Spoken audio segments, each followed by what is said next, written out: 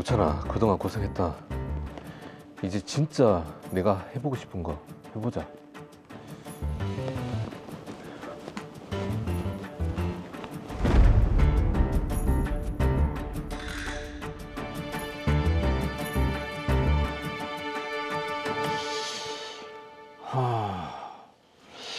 내가 요리에 아무리 관심이 많아도 본격적으로 장사를 해본 적이 없으니까 그나마 프랜차이즈가 실패할 확률이 낮겠지. 로이어 식당이 프랜차이즈 식당 중에는 제일 믿음이 가는 것 같은데 가맹점도 많고 뭔가 체계적인 것 같고 한번 상담 받아봐야겠다.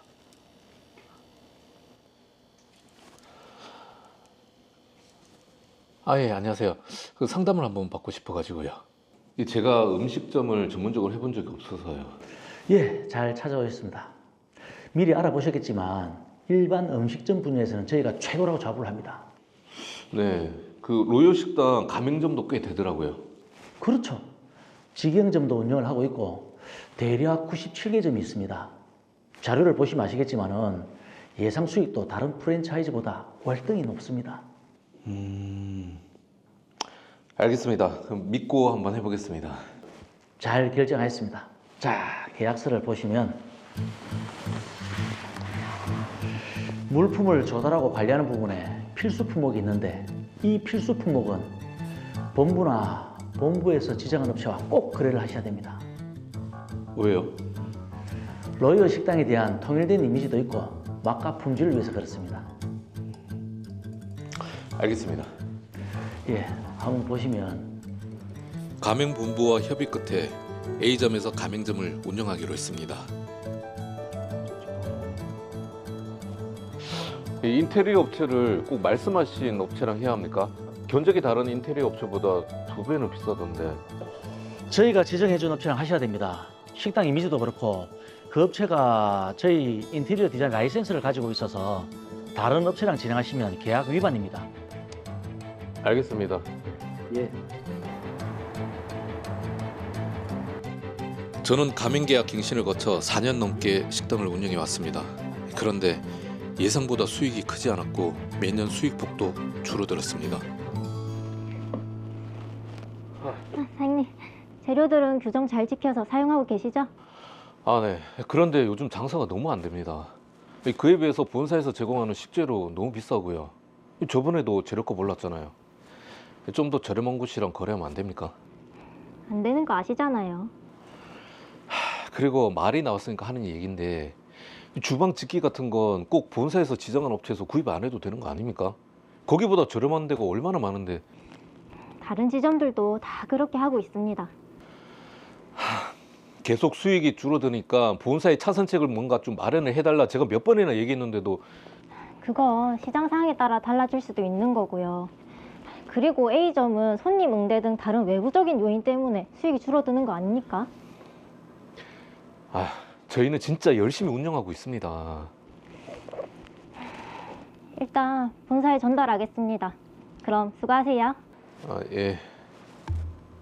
본부의 개선 대책을 요구했지만 그때마다 다른 외부적인 요인 때문이라며 핑계만 댈 뿐 제대로 된 대책은 수립해 주지 않았습니다. 아무래도 본사랑 거래업체랑 뭐가 있는 것 같은데. 내가 한번 알아봐야겠다. 저는 답답한 마음에 가맹 관련 자문을 받기 위해 전문 공공기관을 방문했습니다. 그 결과 가맹본부가 저에게 했던 부당한 행위에 대해 알게 됐습니다. 제가 보낸 내용 좀 보셨죠? 예. 그런데 본사가 무슨 불법 행위를 했다고 손해배상 책임을 묻겠다는 겁니까? 직영점을 운영하지도 않았으면서 저한테는 운영하고 있다고 했고 인테리어 업체한테서도 뒷돈 받으셨던데요. 그리고 구입을 강제하면 안 되는 식자재도 본사가 지정한 업체에서만 사겠잖아요. 그것도 뒷돈을 받아서고. 문제가 이렇게 많은데 잘못이 없다고요. 그건 저 말고 이전 대표이사가 공급업자로부터 알선수수료를 받은 거라 개인적인 문제입니다. 저희 가맹본부랑 전혀 상관이 없어요. 저는 설계하거나 지시한 바가 없습니다.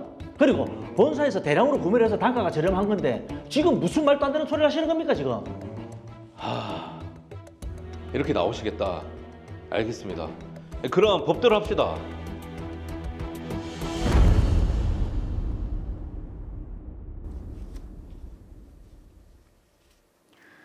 가맹점 사업자인 강우찬 씨 입장에서는 너무 부당할 것 같습니다. 그렇습니다. 지금 매우 부당한데요.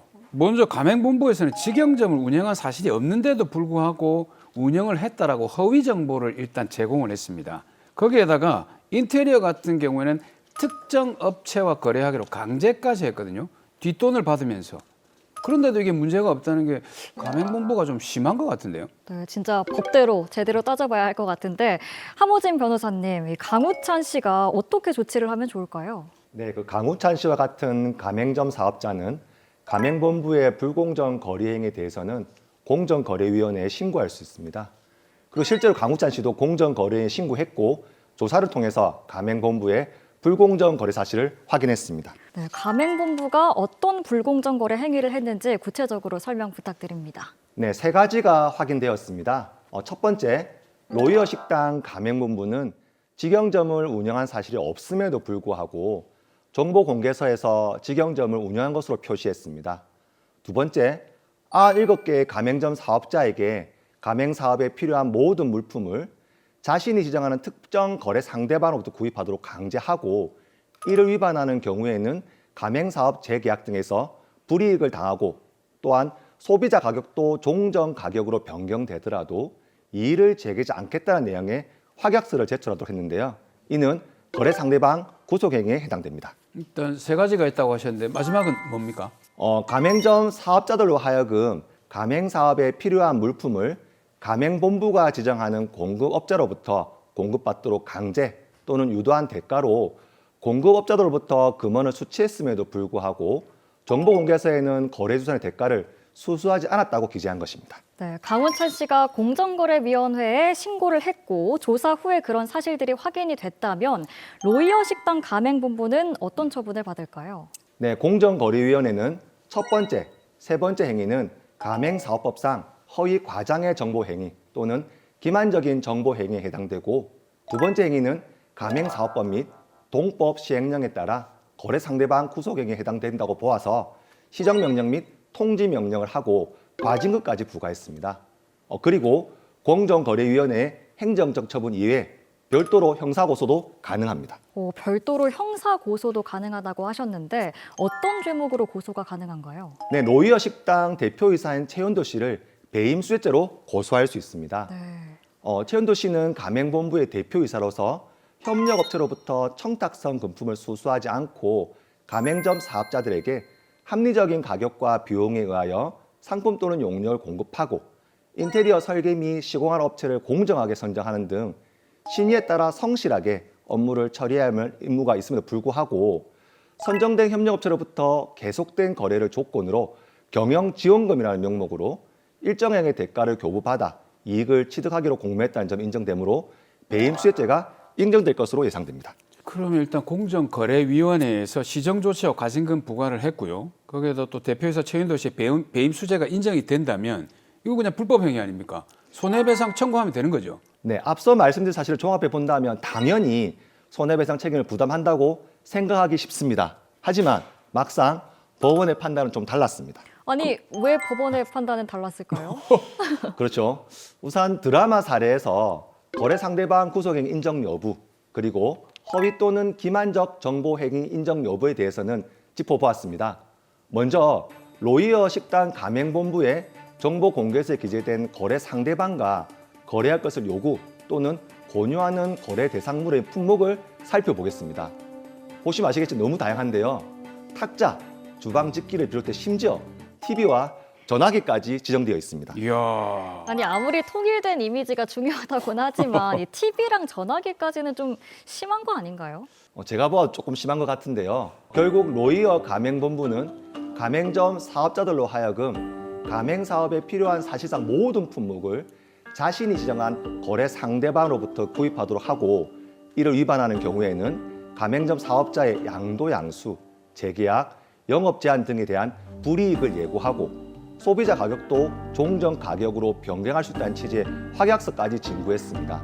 그런데 가맹본부가 지정한 물품들이 그 성질상 모두 소수의 특정 공급업자로부터 공급받아야 하는 것으로는 보이지 않는다는 점, 예를 들어서 물티슈나 냅킨 등이 반드시 지정 업체를 통해서만 구입되어야 한다거나 공급해야 한다고는 보이지 않는다는 점을 고려할 때 로이어 식당 가맹본부 행위는 거래 상대방 구속 행위에 해당된다고 판단했습니다. 법원이 일단 거래 상대방 구속 행위는 인정을 했는데요. 네. 그렇다면 그 다음에 허위 또는 기만적 정보 제공 행위 이건 어떻습니까? 그 부분에 대해서도 직영점을 운영한 사실이 없음에도 불구하고 직영점을 운영한다는 내용을 정보 공개서에 기재해서 가맹 희망자 또는 가맹점 사업자에게 제공 사실이 인정되었습니다. 그리고 가맹점 사업자들에게 특정한 거래 상대방으로부터 공급받도록 강제 또는 권장한 대가로 공급업자로부터 금원을 수취했음에도 불구하고 정보 공개서에는 알선의 대가를 수수하지 않는다라고 내용을 기재했는데요. 이는 허위 또는 기만적 정보 제공 행위에 해당된다고 판단했습니다. 그러면 법원도 가맹본부의 불법 행위 사실을 인정했다면 손해배상 책임이 있는 것 아닌가요? 네, 그렇게 볼 수 있습니다. 하지만 불법 행위에 따른 손해배상 청구가 인용되기 위해서는 불법 행위 사실만 인정되어서는 안 되고 불법 행위에 따른 손해액에 대해서 입증이 되어야 합니다. 다시 말해서 불법 행위와 손해 발생 간의 인과관계가 인정되어야 하고 최종적으로는 구체적인 손해액에 대해서까지 입증이 되어야 합니다. 입증하기가 좀 쉽지 않을 것 같은데. 네, 입증하기가 결코 간단한 문제는 아니겠죠. 그렇죠. 예. 먼저 로이어 식당 가맹본부가 직영점이 있는 것처럼 허위의 정보를 제공했다고 하더라도 그로 인해서 가맹점 사업자들에게 어떠한 손해가 발생했다고 단정하기는 어렵습니다. 공급업자들이 거래 상대방 구속의 대가로 로이어 식당 가맹본부에 지급한 알선 대가가 가맹점 사업자들에게 공급하는 물품의 가격에 반영되었다는 사실을 인정할 만한 증거도 제출된 바가 없었습니다. 근데 이게 거래 상대방을 구속하는 그 행위 자체가 이게 손해가 발생할 수밖에 없는 상황인 것 같지 않습니까? 네, 그 사무장의 말씀처럼 직관적으로는 그렇게 생각해 볼 수 있습니다. 그러나 로이어 식당 가맹본부는 일부 가맹점 사업자의 경우 시장 가격보다 더 비싼 가격에 동일한 물품을 구매한 것이 아니라 공급업자들과 대량 거래를 통해 동일 유사한 품질의 물품을 외부 업체로보다 저렴한 가격에 가맹점 사업자들에게 제공했다는 취지의 단가표 등을 제출했습니다. 이에 대해 가맹점 사업자들도 주방 설비 등에 대한 납품 단가가 시장가보다는 비싸다는 취지의 견적 비교표 등을 증거로 제출했습니다.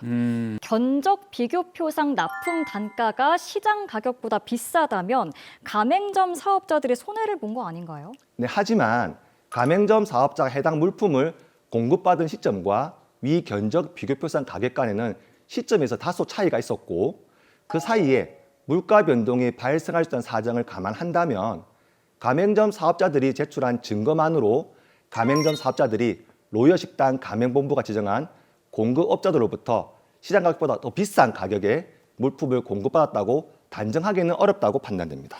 그렇다면 강우찬 씨를 비롯해서 가맹점 사업자들은 손해배상을 못 받는 건가요? 네, 너무나 안타깝지만 드라마 사례의 경우에는 로이어 식당 가맹본부의 불법행위 사실은 인정되지만 이로 인해 가맹점 사업자들이 손해를 입었다는 사실과 이에 대한 인과관계가 인정되지 않아 최종적으로는 손해배상 청구가 인용되기는 어렵다고 판단됩니다. 그래도 이게 궁금한데 가맹본부가 가맹 사업자들한테 네. 이렇게 하나부터 열까지 구속을 하지 않습니까? 그 근본적인 이유가 뭘까요? 그 근본적인 이유는 바로 가맹본부 입장에서는 상당한 수입원이 될 수 있는 바로 차액 가맹금 때문입니다. 차액 가맹금이요? 네, 그렇습니다. 차액 가맹금은 가맹본부가 가맹점 사업자에게 가맹본부 또는 가맹본부가 지정한 자와 거래하라고 강제 또는 권장해서 공급받는 물품에 대해 가맹본부에 지급하는 대가 중 적정한 도매 가격을 넘는 대가를 의미합니다. 좀 쉽게 설명하자면 가맹본부가 정한 대로 구매한 가격과 같은 조건으로 외부에서 구매한 가격 간 차액이라고 이해하시면 됩니다. 하지만 차액 가맹금을 해서 무조건 금지된 것이 아니라 오히려 일정한 요건을 충족할 경우에는 허용되는 가맹사업법상 정당한 가맹금에 해당됩니다. 그럼 그 갖추어야 되는 일정한 요건이 중요하겠네요. 뭡니까? 다툼이 치열한 것이기 때문에 상당히 엄격한 요건을 요구하겠죠. 첫째, 부동산, 용역, 설비, 상품, 원재료 또는 부재료가 가맹사업을 경영하는 데 필수적이고 객관적으로 인정되어야 합니다. 네. 둘째, 특정한 거래 상대방과 거래하지 아니하는 경우에는 가맹본부의 상표권을 보호하고 상품 또는 용역의 동일성을 유지하기 어렵다는 사실이 객관적으로 또한 인정되어야 합니다. 마지막으로 가맹본부가 미리 정보 공개서를 통하여 가맹점 사업자에게 해당 사실을 알리고 가맹사업자와 계약을 체결해야 합니다. 이 요건을 모두 충족하는 경우에는 차액 가맹금은 허용되지만 요건이 충족되지 않는데도 일방적으로 이를 강제하는 경우에는 불공정 거래 행위에 해당 수 있다는 점을 유념해야 합니다. 네, 마지막으로 정리해 보겠습니다. 함호진 변호사님 한 말씀 부탁드립니다. 네, 가맹본부와 가맹점 사업자가 각자가 상대방을 사업 파트너로 인정하고 존중할 때 모두가 동반 성장을 이룩할 수 있습니다.